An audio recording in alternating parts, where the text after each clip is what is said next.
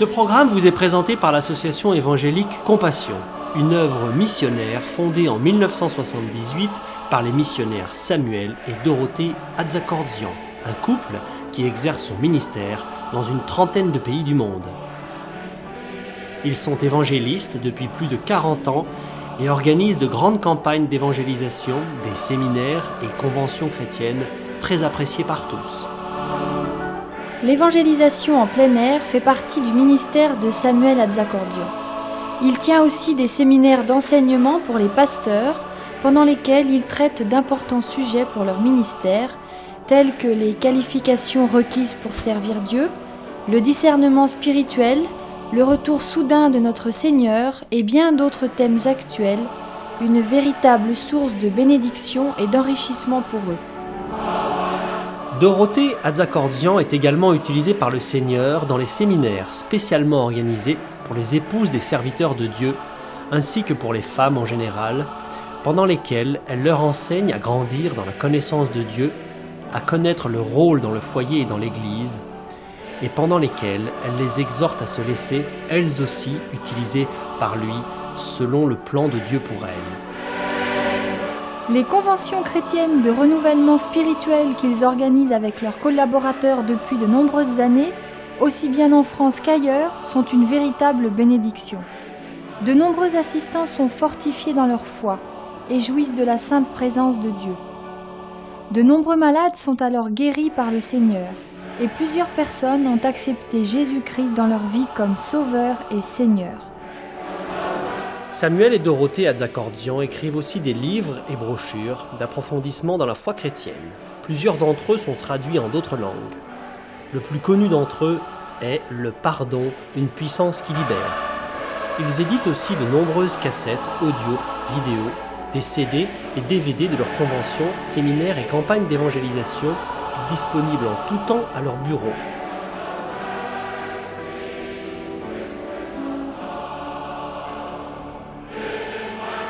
Leur site internet, très intéressant, vous permettra de mieux encore connaître leur ministère, de vous procurer régulièrement leurs messages d'édification, de lire de merveilleux témoignages d'intervention divine et aussi d'acheter en direct leurs nombreux articles. Si vous le souhaitez, une rubrique spéciale vous donne aussi la possibilité de devenir partenaire de l'œuvre Compassion, œuvre missionnaire internationale.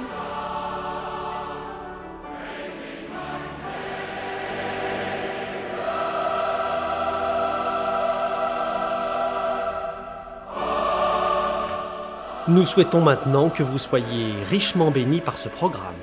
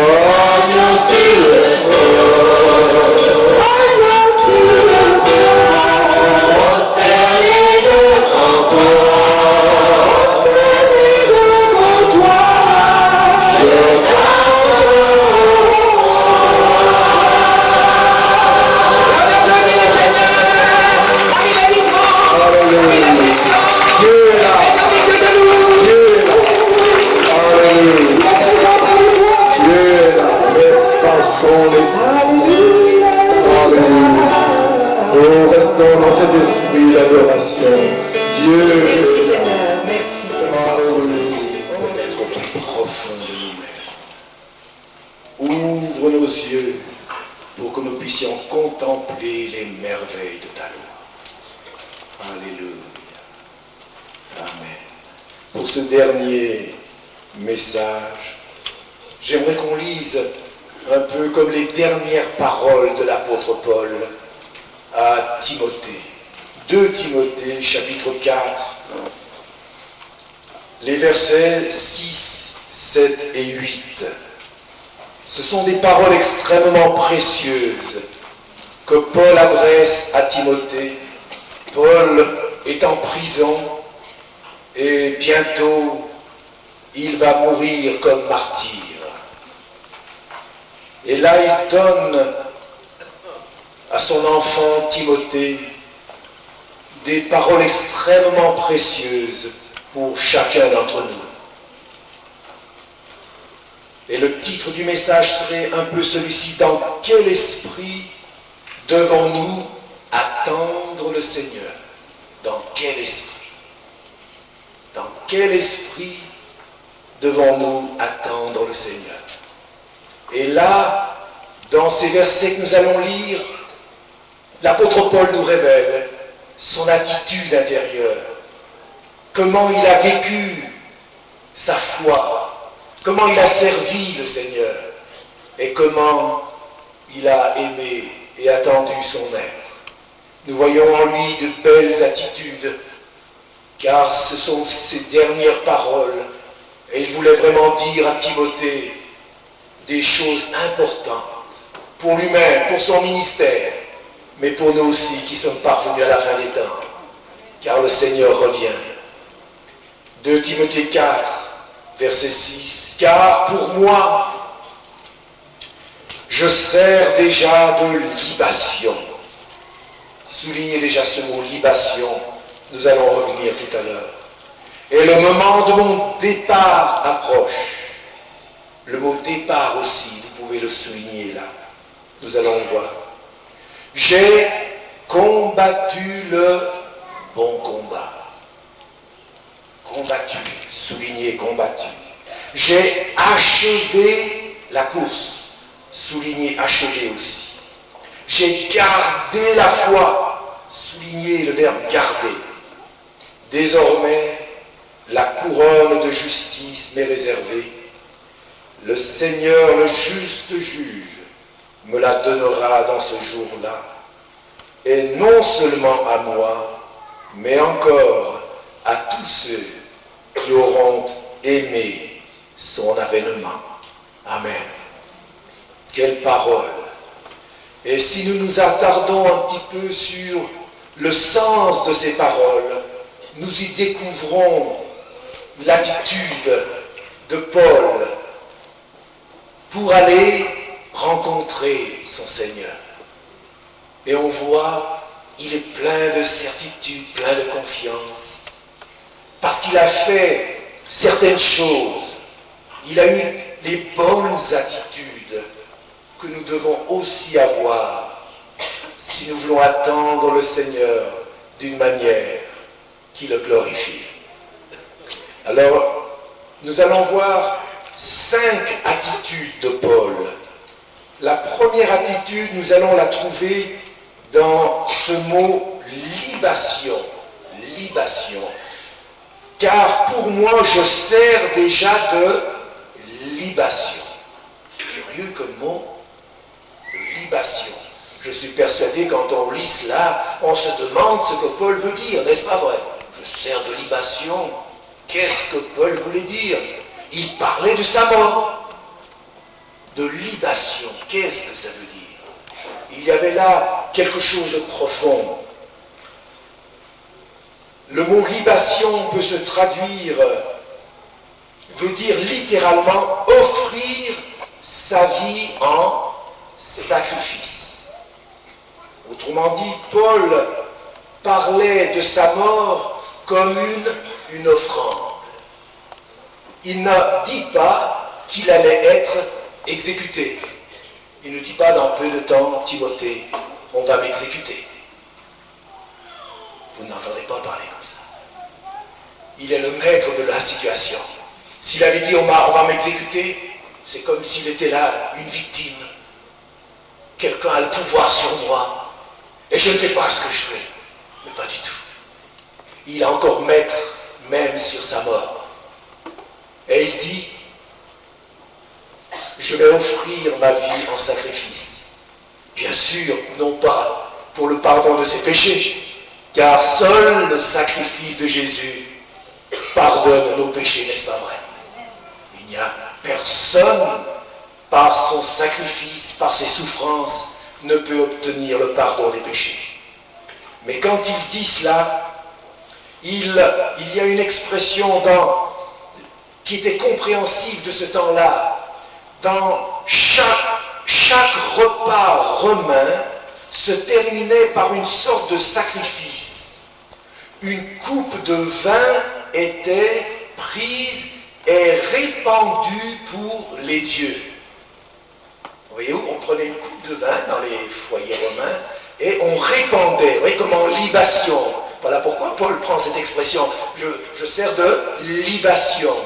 Il prend l'image des Romains qui, pour leur Dieu, faisaient couler ce vin comme pour dire, voilà, notre vie vous appartient.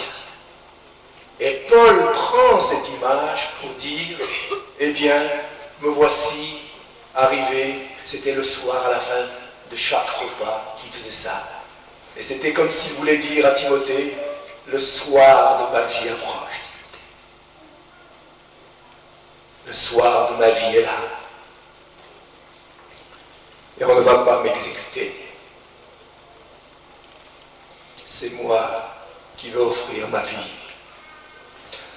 en sacrifice, non pas pour le pardon des péchés, parce qu'il était déjà pardonné par le sacrifice de Jésus, mais en reconnaissance à l'égard de celui qui s'était sacrifié pour lui. Amen. Et voilà une attitude merveilleuse devant la mort et devant le retour du Seigneur. Voilà comment Paul concevait cette chose. Il n'était pas là en train de faire une dépression dans sa prison, comme cela pourrait nous arriver, n'est-ce pas? En disant, Seigneur, tu m'as abandonné. On pourrait tous penser cela et dire, Seigneur, je t'ai servi pendant des années et voilà maintenant que je finis en prison. Pour certains, ils auraient pu penser, Paul finit sa vie d'une manière lamentable en prison. Mais Dieu ne voit pas les choses comme cela. Amen. Dieu ne voit pas les choses comme cela. Car c'est en prison qu'il a écrit les plus belles épîtres. C'est là qu'il a révélé son cœur. C'est là qu'il a montré quelle était l'attitude intérieure de son âme pour son maître. Ce n'est pas quand tout va bien que l'on peut voir qui vous êtes, mes amis. Non. C'est quand tout va mal, quand tout se presse contre vous, quand on vous rejette, comme Paul, il était comme un malfaiteur rejeté. C'était la personne indésirable. Personne ne voulait être l'ami de Paul à ce moment-là. Il était synonyme de rejet, d'abandon, de renégat. Mais c'est là qu'il a révélé une attitude absolument admirable. Car pour moi, Timothée, je sers déjà de libation. Personne ne m'exécute. Je suis le prisonnier de personne. Je suis le prisonnier du Seigneur. Et prisonnier d'amour volontaire. Et ma vie n'est pas exécutée. Je l'offre pour mon Sauveur. N'est-ce pas merveilleux? Même si tu veux que je meure, Seigneur, que ta volonté soit faite. Je veux te glorifier. Quelle belle attitude! Quelle précieuse qualité. Mes amis, rien ne peut nous arrêter si nous savons que nous sommes dans la main de Dieu et que Dieu fait tout concourir, toutes choses, pour notre bien, parce que nous l'aimons. Nous savons du reste que toutes choses concourent au bien de ceux qui aiment Dieu. Si tu n'aimes pas Dieu, ce verset n'est pas pour toi. Nous savons du reste que toutes choses concourent au bien de ceux qui aiment Dieu. Romains 8, 28, vous connaissez ce verset. Mais pour ceux qui aiment Dieu, et Paul aimait son Sauveur, et il savait qu'il ne se trompait pas. Et quelle belle attitude. Alors que tout était contre lui, il n'a jamais douté de son maître. Alors que tout semblait une faillite, il n'a pas changé dans son attitude à l'égard du Seigneur. Amen. Quelle fermeté, quelle confiance, quelle assurance. Car pour moi, Timothée, je sers déjà de libation. On pourrait penser une autre attitude, mais il est là, Timothée, personne ne m'exécute. Je suis prêt à donner ma vie pour le Seigneur. Alléluia. N'est-ce pas merveilleux? Que nous puissions ainsi avoir cette belle attitude en attendant le retour du Seigneur, que nous puissions faire sa volonté coûte que coûte. Et ne réalisons pas que nous sommes victimes des circonstances ou des hommes. Si nous aimons Dieu, le Seigneur est le Tout-Puissant et le Souverain. Amen. Ce n'est pas les hommes qui commandent, c'est le Seigneur. Notre vie est dans sa main et non pas dans la main des hommes.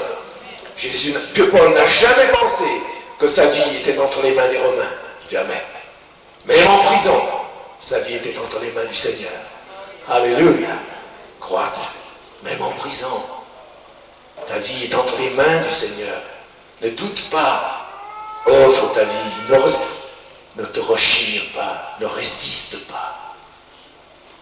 Quelles que soient les circonstances, même si tu es rejeté, le Seigneur, lui, ne te rejette pas. Il veut que tu cherches toujours à faire sa volonté jusqu'au bout, par la foi, en ne doutant jamais de son amour à ton égard. Un autre mot qu'il faudra souligner, car pour moi je sers déjà de libation, et le moment de mon départ approche. Souligner le mot départ. Bien sûr, là aussi, il parle de sa mort. Mais il parle de sa mort comme un départ. Nous, on dirait ici, la mort, c'est la fin. Ça y est, c'est fini. Timothée, c'est terminé. C'est fini. Non. Paul dit, c'est mon départ. C'est un départ. Il ne dit pas, tout est fini pour moi. Il dit, tout va commencer maintenant. Tout va commencer. C'est un départ. Et quand nous partons vers le Seigneur, ce n'est pas la fin. C'est la fin ici-bas. Mais ce sera pour entrer dans un commencement éternel qui ne finira jamais. Alléluia. Et vous savez, quand il utilise ce mot départ, il y a plusieurs sens dans le mot grec. Et Paul pensait à cela. Et ceux qui ont lu cela, Timothée aussi, comprenaient le sens. Le mot départ a plusieurs sens. Est en rapport avec le fait de quitter cette vie. Alors ce mot était utilisé pour libérer un animal de son joug ou de sa charrue. Donc, pour Paul, sa mort était le repos après le travail. Voyez-vous, c'était le joug qu'on enlevait, la charrue qu'on ôtait après le travail. C'est comme si Paul disait à Timothée, voilà, maintenant, le Seigneur m'enlève le joug. Je laisse ma charrue derrière moi pour entrer maintenant dans le repos éternel. Alléluia. C'est le moment de mon départ. Maintenant, je vais entrer dans la présence du Seigneur. Il allait être libéré du joug et des fardeaux, des activités de ce monde et de l'Église pour entrer dans les verts pâturages, pour aller près des eaux paisibles et jouir du repos dans le ciel pour l'éternité. Le moment de mon départ approche, Timothée. J'ai fini mon travail. Le joug est enlevé. J'entre dans le repos éternel. Alléluia. Il y avait un deuxième sens. Ce mot était utilisé pour la libération de chaînes et de liens. Pour Paul, la mort était une libération. Il allait échanger les limites de la prison romaine pour la glorieuse liberté de la cité céleste. Alléluia. Timothée, je suis en prison, mais mon départ approche, mes chaînes vont tomber. Pour entrer dans la cité céleste, où la liberté sera mon partage pour l'éternité. N'est-ce pas merveilleux? Le moment de ma libération approche. Le moment de mon repos approche. Et une troisième expression. Ce mot était utilisé pour défaire les cordes d'une tente.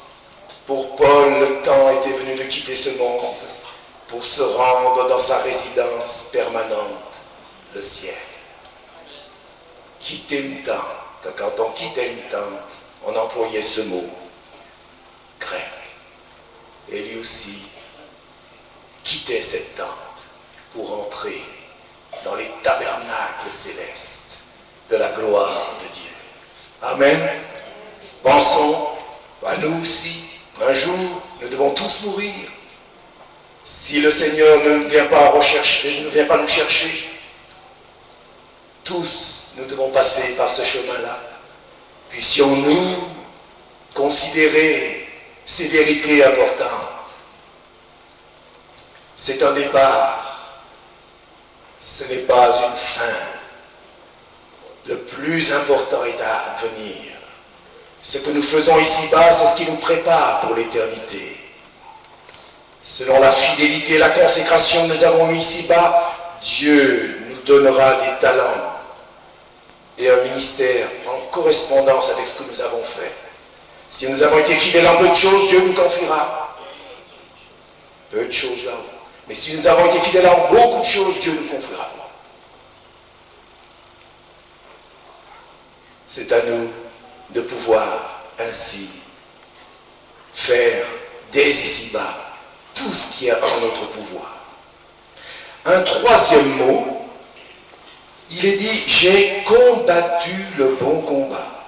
Souligner le verbe « combattre ». Le mot grec ici est utilisé pour un combat dans une arène et qui a la pensée d'agonie. Paul voit la vie chrétienne comme un combat, une lutte intense pour rester fidèle au Seigneur et à sa parole et à défendre la pureté de l'Évangile, quelle que soit notre place dans l'Église. Amen. Voilà une autre attitude dans l'attente du Seigneur. Combattre le bon combat. Et ce verbe, exprime une agonie. C'est l'image de deux athlètes qui luttent l'un contre l'autre à l'agonie pour défaire l'autre. C'est une lutte intense. Et nous aussi, nous devons lutter d'une manière intense pour la foi, pour la pureté de l'Évangile. Dans ces temps de la fin, vous le savez comme moi, que de confusion. Et beaucoup de chrétiens et de pasteurs ne supportent plus la saine doctrine. On en est là. Et ceux qui veulent combattre pour la saine doctrine sont ridiculisés, sont rejetés. On se moque de ces gens-là. On les rejette, on dit qu'ils jugent, qu'ils condamnent, alors qu'ils cherchent tout simplement à rester fidèles au Seigneur et à sa parole. Mes amis, si tu veux, si vous voulez, si nous voulons combattre ce bon combat pour rester fidèles, ce sera un combat intense. Tu auras des difficultés insoupçonnées. Tes meilleurs amis peut-être t'abandonneront. D'un seul coup, ils te tourneront le dos, te calomnieront. Ceux qui étaient des amis avec toi, qui mangeaient avec toi, se dressent maintenant contre toi. Tout simplement parce que tu ne veux pas marcher avec eux dans les voies tortueuses de l'hérésie ou des fausses doctrines. Parce que tout simplement, tu combats ce bon combat de la foi. Et Paul dit à Timothée, j'ai combattu ce combat-là. Il a été intense. Que de fois Paul a été rejeté, malgré tout le travail merveilleux qu'il a fait, n'est-ce pas? Rejeté par les Corinthiens, par d'autres. Que de fois on l'a méprisé. Et là, il finit sa vie presque seul. Tous m'ont abandonné, dit-il. Mais le Seigneur, lui, ne m'a pas abandonné. Il est resté près de moi. Quelle belle parole. Voilà le prix d'un combat intense. Certains t'abandonneront peut-être, mais le Seigneur, lui, jamais. Alléluia. Et c'est son approbation qui compte. N'est-ce pas vrai? Tu auras des combats. Ne sois pas étonné. N'abandonne pas le combat parce qu'il est intense. Parce que de tous les côtés, ça bouge, ça siffle. Combat jusqu'à l'agonie. C'est le mot que Paul utilise. Et il ne permettra pas que tu sois tenté au-delà de tes forces. Amen. Si tu passes par telle épreuve à cause de la fidélité au Seigneur, le Seigneur sait que tu es capable de traverser cette épreuve. Sinon, il ne te l'aurait pas fait passer. Il dose toutes tes épreuves. Il dose tous tes combats. Si tu as jugé digne de passer par cette épreuve, par ce combat, alors fais-lui confiance, honore-le. Ne dis pas, je ne peux pas. S'il te fait passer par ce chemin, c'est que tu le peux avec sa grâce. Honore-le. Ne recule pas. Ne laisse pas tomber ton épée. N'enlève pas ton armure. Paul dit à Timothée, j'ai combattu. Et il a vu ces combats. Il y a eu de grandes victoires. Il y a eu des grands combats aussi. Quand il a écrit à Timothée, Démas m'a abandonné par amour pour le siècle présent. Quelle souffrance pour lui, n'est-ce pas? Son collaborateur proche, au moment où il avait besoin de lui, dans justement ce combat intense, voilà que les uns après les autres l'abandonnent. Quelle belle attitude, ce combat, cet esprit de combat intense qu'on maintient jusqu'au bout. Amen. Voyons un quatrième mot maintenant. Après, il est dit, j'ai combattu le bon combat, j'ai achevé la course. Il parle ici, il est question ici d'un athlète. Il a commencé et achevé la course. Ce n'est pas le tout de bien commencer, il faut encore bien finir. Beaucoup de chrétiens commencent bien, mais beaucoup finissent mal aussi. Il vaut mieux mal commencer mais bien finir, que de bien commencer et mal finir.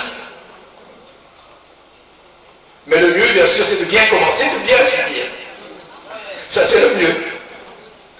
Mais si tu as mal commencé, tu peux bien finir. Mais c'est tragique si tu commences bien et que tu finis mal. J'ai achevé la course. Il faut aller jusqu'au bout. On est sur la dernière ligne droite. Et quand on voit les athlètes, la dernière ligne droite, on les voit, ils prennent le dernier virage. C'est là. Vous avez remarqué, ça se bouscule un petit peu. C'est la dernière ligne droite, il y en a un qui veut passer avant, on fait du coup, des tours. On recevait des petits coups par-ci, par-là. Et vous les voyez, ça y est. À un moment donné, ceux qui étaient devant, vous le voyez flancher.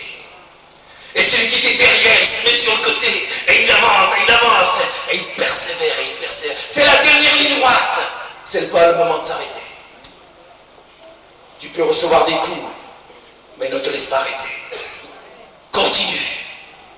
Le Seigneur est derrière, à la ligne d'arrivée, il t'attend pour que tu te jettes dans ses bras. Alléluia. Ne tombe pas avant l'arrivée. Tombe après, si tu veux tomber, tombe après la ligne d'arrivée. Mais ne tombe pas avant. Tombe après la ligne d'arrivée. Et si tu veux tomber, Jésus sera là. Tu tomberas dans ses bras. Alléluia. N'est-ce pas merveilleux? Ne vous lassez pas l'âme découragée. Dans l'Épître aux Hébreux, il est parlé de cela. Ne vous lassez pas l'âme découragée. Il y a justement l'image d'un athlète qui arrive près de la ligne d'arrivée. Et c'est comme si sur lui ne te décourage. Si tu dois tomber, tombe après la ligne d'arrivée. Pas grave. J'ai achevé la course. Il y a trop de chrétiens qui commencent quelque chose mais qui ne finissent pas. C'est un très mauvais signe de maturité spirituelle. Quand on commence beaucoup de choses, qu'on ne finit jamais. Des œuvres achetées, des œuvres inachevées révèlent un caractère instable et déplorable. Beaucoup de chrétiens commencent beaucoup de choses. Oh, vous allez voir, avec moi ça sera le réveil. Et on méprise les autres. Ah oui, tu dors, tout le monde dort ici. Et ils nous font cette impression qu'avec eux ça va marcher. Mais 15 jours après, il n'y a plus personne, ils sont par terre. La plus petite difficulté, la première objection, contradiction, et ils ne sont plus là. Non. J'ai achevé la course. Est-ce que vous êtes déterminés à aller jusqu'au bout? Le Seigneur se tiendra près de vous, ne nous abandonnant jamais. Il vous attend là-bas, mais il est aussi avec vous. Il vous soutient aussi. Achève ta course. N'abandonne pas avant la ligne d'arrivée. Il t'attend pour te récompenser. Prends courage, mon frère, ma soeur. Prends courage, il revient. Sa récompense, sa rétribution est avec lui. N'arrête pas. Ne t'arrête pas. Va jusqu'au bout. Ne cherche pas à plaire aux hommes. Cherche à plaire à Dieu. Alléluia. Un cinquième mot. Un cinquième, et je vais terminer. Il est beau. Cinquième mot, quand il est dit, j'ai achevé la course, j'ai gardé la foi. Soulignez le verbe garder ici. Et le verbe garder dans le texte grec ici est très important. J'ai noté ceci, le mot grec, ce mot grec comme garder, était utilisé dans les affaires et qui est à l'idée d'un contrat, d'un engagement entre Christ et Paul, entre Paul et son maître. Donc voyez-vous, il y a une idée d'un engagement, d'un contrat. J'ai gardé la foi. Paul voulait dire, j'avais fait un contrat avec le Seigneur de prêcher sa parole fidèlement jusqu'au bout. J'ai gardé ce contrat. J'avais fait un engagement que j'irai jusqu'au bout dans mon engagement. Je l'ai fait. Il est question, c'est un terme qui correspond à un gérant. Un gérant, un jour, on lui demande des comptes, n'est-ce pas vrai? Et Paul dit, Dieu m'a confié une responsabilité. Et un jour, il m'en redemandera des comptes. Savez-vous que Dieu vous a aussi confié une responsabilité? Vous êtes comme le gérant des affaires du Seigneur. Il vous a confié son évangile, la pureté de l'évangile. Est-ce que vous avez gardé les termes du contrat? Il y en a malheureusement avec les temps d'apostasie d'aujourd'hui qui abandonnent ce contrat, n'est-ce pas vrai? Pour suivre des doctrines étrangères. des traditions humaines, des philosophies païennes, et je ne sais quoi. Ils n'ont pas gardé le contrat. Comme un bon gérant, ils ont violé ce contrat. Vous aurez des comptes à rendre, j'aurai des comptes à rendre. Vous en aurez aussi. J'ai gardé la foi, c'est cela. Le verbe garder veut dire qu'on est un gérant. Il nous a confié une responsabilité et il nous demandera des comptes. Il y en a qui pensent quand même, ça c'est que pour les pasteurs ou évangélistes qui vont rendre des comptes. Mais nous, moi, un petit chrétien, une petite chrétienne comme moi, je n'ai pas de compte à rendre, moi. Tu n'as pas de compte à rendre, tu en auras comme tout le monde. Bien sûr, tu n'as pas la responsabilité d'un apôtre Paul, ou d'un Timothée, ou d'un Pierre, ou d'un Jean, naturellement. Mais il t'a confié quelque chose. Il t'a confié la fidélité de l'Évangile. Pour que tu crois en cela et que tu gardes ce message fidèle jusqu'à la fin. Il t'en redemandera des comptes. Voilà pourquoi nous devons tout faire pour respecter ce contrat. Et beaucoup, malheureusement, l'ont enfreint, l'ont violé, ce contrat, par crainte des hommes, par plaisir de vivre de nouvelles choses qui ne sont pas dans la Bible. Comment savoir si une chose vient de Dieu ou pas? Si elle n'est pas selon l'enseignement de Jésus et de ses apôtres, c'est à rejeter énergiquement et systématiquement. Amen. Ça ne fait pas partie du contrat. Dieu ne veut pas que tu t'engages avec un contrat qui n'est pas selon la parole. Le contrat est là. Tu ne dois pas t'engager avec n'importe quoi. Tu dois t'engager avec le contrat de la parole, de l'évangile, que nous devons garder. Nos prédécesseurs, comme Paul, Timothée et autres, et tous, au travers des siècles, ont préservé cet évangile avec pureté, intégrité. Et Dieu nous demande maintenant de tenir le flambeau et d'aller jusqu'au bout avec ce flambeau. J'ai gardé la foi. J'ai gardé le contrat. Le contrat, je l'ai gardé. Et c'est pourquoi il pouvait se présenter devant le Seigneur en disant, Seigneur, j'ai fait ma part. J'ai gardé ton évangile tel que tu me l'as donné. Au prix de grandes souffrances. Mais je l'ai gardé. C'est bien, mon serviteur. Tu as été fidèle en peu de choses. Viens, je te confierai beaucoup. Amen. Voilà l'attitude que nous devons avoir, ces 5 attitudes devant le retour du Seigneur. Que rien ne nous arrête. Amen. Que rien ne t'arrête, mon frère, ma soeur. Il revient et il offre à tous ceux qui aiment le Seigneur cette couronne de justice qu'il a en réserve pour tous ceux qu'il aime. Il n'y a pas de couronne sans croix. Mais il n'y a pas de croix sans couronne aussi. La croix est pour ici-bas et la couronne est pour là-haut. Ne cherche pas à avoir une couronne ici-bas, parce que là-haut tu n'auras plus rien du tout. Prends la croix ici-bas et tu auras la couronne là-haut. Amen. Prends la croix ici-bas. Ne cherche pas à porter une couronne. N'accepte pas les couronnes que les hommes te donnent pour ta perte.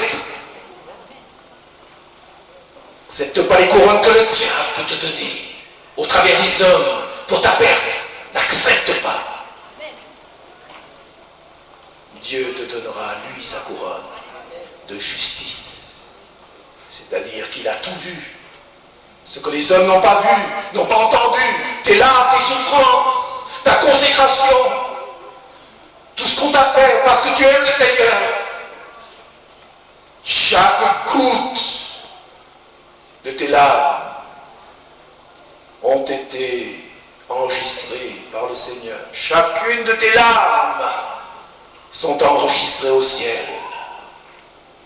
Et tu seras récompensé pour ton amour pour le Seigneur et pour sa parole. Puissions-nous garder ces 5 attitudes car il revient bientôt, et sa rétribution est avec lui. Seigneur Jésus, viens bientôt. L'Esprit et l'Épouse disent, viens, Seigneur Jésus. Amen. Seigneur, merci pour cet exemple merveilleux de Paul,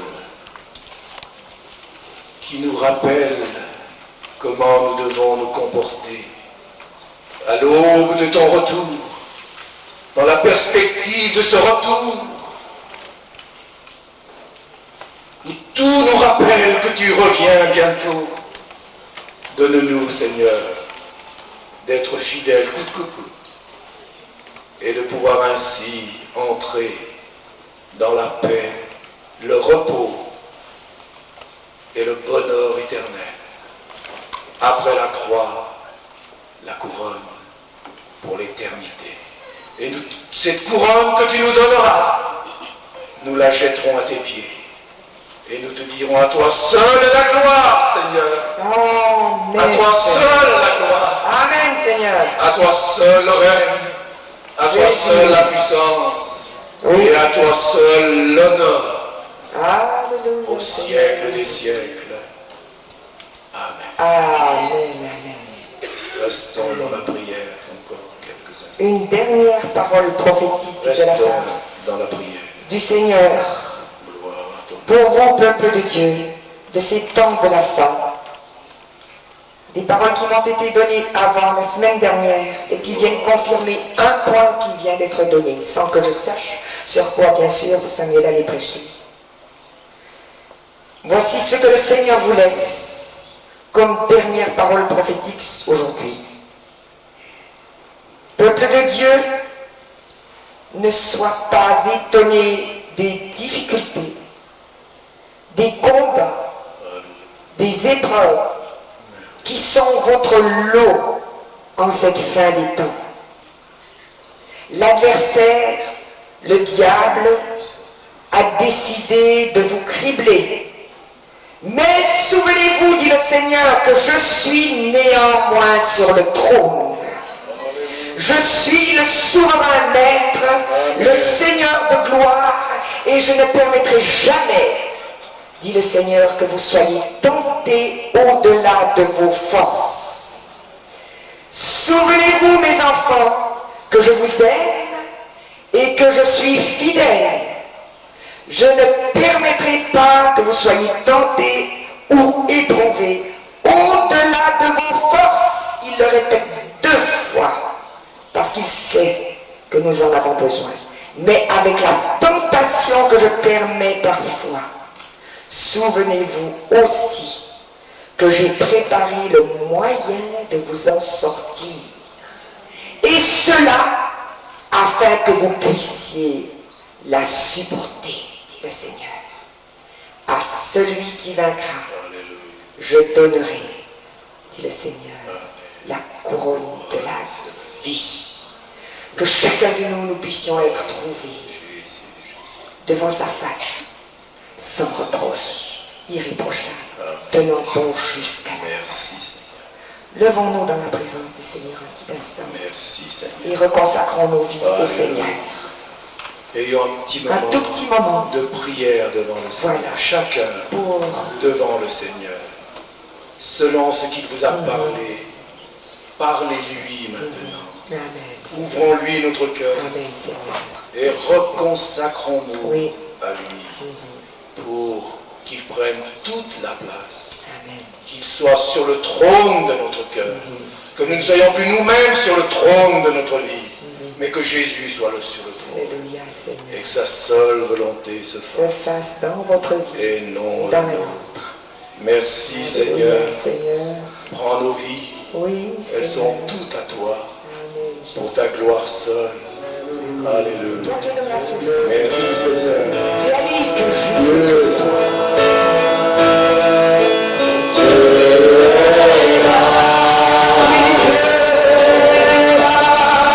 Il est là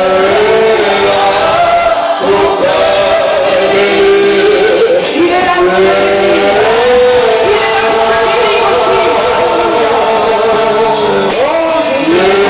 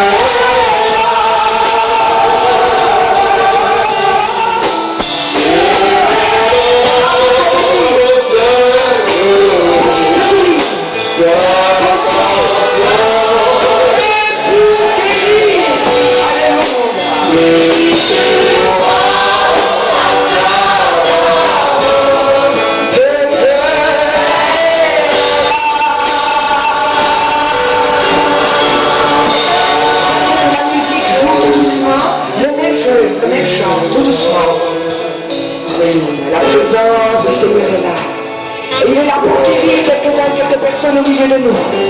Et il guérit en particulier quelqu'un qui est malade du cœur et qui a des palpitations cardiaques. Maintenant, pose ta main sur ton cœur, cache les yeux près de toi. Il te touche maintenant et ces palpitations cessent. Au nom de Jésus, sois guéri. Reçois la guérison de Jésus. Sois guéri maintenant. Alléluia. Et maintenant, le Seigneur guérit aussi quelqu'un qui a de la sinusite. Une infection, même une sinusite infectieuse. L'infection s'est même répandue dans ta cavité cérébrale. Eh bien, le Seigneur te touche maintenant. Reçois la guérison de cette sinusite et de toute cette infection dans ta cavité. Et ici, de la cavité de la tête. Seigneur, merci de faire disparaître toute infection. Du plus petit germe à la plus grande infection qui fait tout disparaître. Au nom de Jésus. C'est lui qui te touche maintenant. Et reçois la guérison. Reçois-la. Et dis merci. Merci Seigneur. Merci Seigneur. Il y a une femme ici qui est atteinte de problèmes d'organes. Une sorte d'infirmité qui perturbe des cycles. Et le Seigneur met de l'ordre là où il y a du désordre. Alléluia. Merci Seigneur. Tu touches cette femme et tu remets de l'ordre dans ses organes afin qu'elle fonctionne normalement. Qu'elle soit normale comme toutes les femmes. Au nom de Jésus. Au nom de Jésus. Au nom de Jésus. Alléluia. Louez le Seigneur. Alléluia. Ce miracle. Alléluia. Merci Seigneur. Il y a aussi un genou qui est chancelant, qui s'affaiblit de jour en jour. Ce genou ne remplit plus ses fonctions comme il devrait.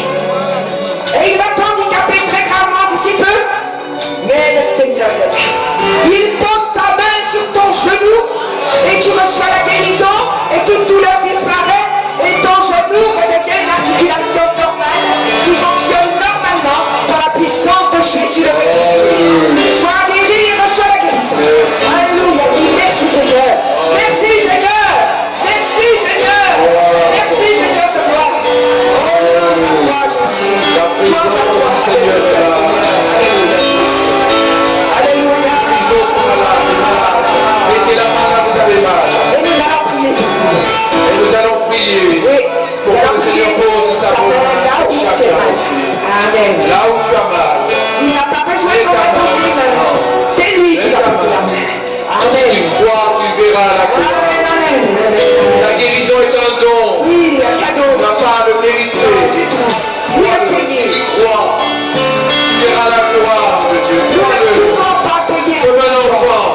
Comme un enfant. Amen, amen. Crois-le comme un enfant. Oui, comme un enfant. Simplement. Alléluia. Alléluia. Mets la main là où tu as mal. Oui, Jésus. Et nous allons prier Nous maintenant. allons ensemble prier. Alléluia. Merci Seigneur. Et quand Alléluia. Étendre ta main sur ces malades, ces maladies de quelque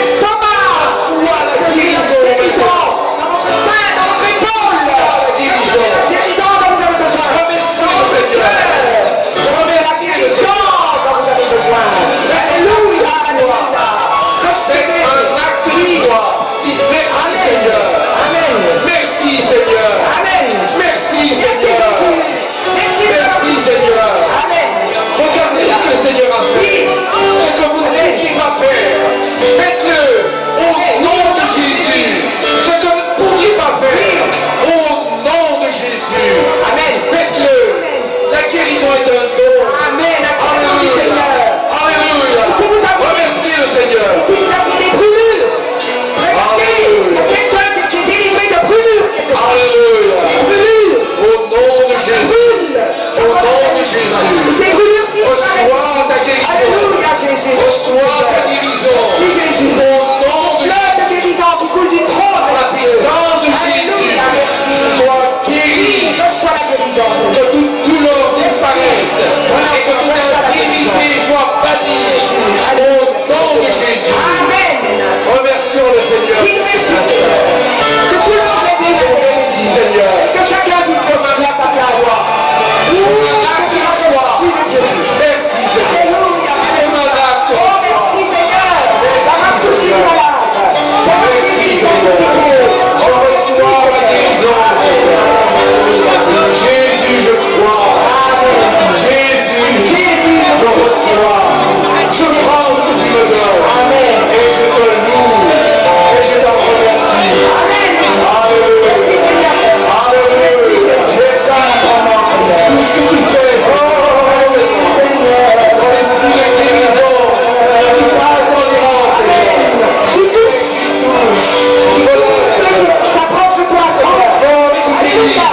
Amen. Par la puissance de Jésus. Reçois la guérison du Seigneur. Il y a une femme ici qui Merci, souffre Alléluia. de troubles nerveux. Gloire à ton nom. Ce sont les nerfs qui sont là-bas. Et tu es comme déséquilibré un peu dans ton système nerveux. Eh bien, le Seigneur rétablit l'ordre dans ton système nerveux et reçoit la guérison du Seigneur dans ton système nerveux aussi. Alléluia, merci Seigneur. De tous ces excès et de la rééquilibrer complètement. Et tu faisais aussi une sorte de dépression. Eh bien, tu vas aussi sortir de cette dépression. Alléluia, merci Jésus. Tu donnes la paix là où il y a l'angoisse. Là où il y a l'angoisse, tu rétablis la paix. Merci Jésus. Viens adorer le Seigneur. Alléluia. Merci. Est-ce qu'il y en a qui ont constaté une guérison? Regardez. Vous avez constaté une guérison. Levez la main, ceux qui ont constaté une guérison. Une guérison instantanée. Oui, vous avez ressenti quelque chose dans votre Est-ce que le organisme. Seigneur a fait quelque chose? Oui, N'ayez pas honte. Est-ce que quelqu'un d'autre? oui. Oui, Dieu vous bénisse. Ben là, il y en a plusieurs. Il y en a Plusieurs, 3, oui. 4. Plusieurs. Alléluia. Merci Plusieurs Seigneur. personnes ont été touchées. Venez dire Venez faire rapidement. témoignage tout de suite. Très rapidement, s'il vous plaît. Ce que le Seigneur a fait. Ce que le Seigneur a fait maintenant. S'il y en a d'autres encore, n'ayez pas honte. Venez dire ce que le Seigneur a fait. Dites-le, brièvement. Dites ce que le Seigneur a fait. Oui, je remercie le Seigneur parce que j'avais des douleurs dans mon épaule qui me brûlaient, qui me faisaient mal. Et en priant le Seigneur, je sentais une chaleur qui m'a arrivé dans les épaules. Et que maintenant, j'ai plus mal, j'ai plus rien du tout. Alléluia. Merci le Seigneur. Merci Seigneur, merci ma soeur. Seigneur vous bénisse. Mon genou, je devais être opérée d'un ménisque et je redoutais l'opération. Et j'ai dit aujourd'hui, Seigneur, j'ai demandé dans la semaine et le Seigneur m'a exaucé. Merci Seigneur. Comment ça va maintenant? Vous avez mal? Vous avez de la peine à faire quelque chose? Qu'est-ce que tu ne pouvais pas faire? J'avais du mal à marcher. À marcher? Il était fissuré. Le genou fissuré. Elle avait la peine à marcher. Marche. Marche au nom de Jésus. Alléluia. Merci Seigneur. Alléluia. Elle avait été opérée. Elle avait le genou fissuré. Merci. Alléluia. Plus de douleur. Rien du tout. Il y Alléluia. en a certainement d'autres qui sont guéris. Si c'est le Seigneur, quand je suis rentrée, toute ma tête, mes narines étaient bouchées avec une grippe. Et le Seigneur m'a touché, j'ai ressenti une présence, quelque chose qui m'a saisi les narines. Et je me sentais ma tête. Gloire au Seigneur. Alléluia. Merci Et le Jésus. Seigneur. Je bénis le Seigneur pour mes yeux. Il a touché mes yeux ce matin. Et c'est vrai, quand je suis arrivée ce matin, je ne voyais pas très bien. Je voyais trouble. Et ben, gloire à Dieu. Merci Seigneur. Ce matin, il y a une parole dans les yeux. Comme si je devais avoir les yeux fermés parce que je tenais plus. Mais là, c'est grand ouvert. Merci Seigneur. Il y en a d'autres encore peut-être. N'ayez pas honte si le Seigneur a fait quelque chose. Si je dois laisser, prenons l'autre. Prenons l'autre. Se lever, se donner l'honneur. Et dire merci sans Merci, je dois laisser, Seigneur. Dis-moi notre joie au Seigneur. Pour le grand amour et la pardonner, et la faire le jour, c'est enfin. Merci, je dois merci, Seigneur.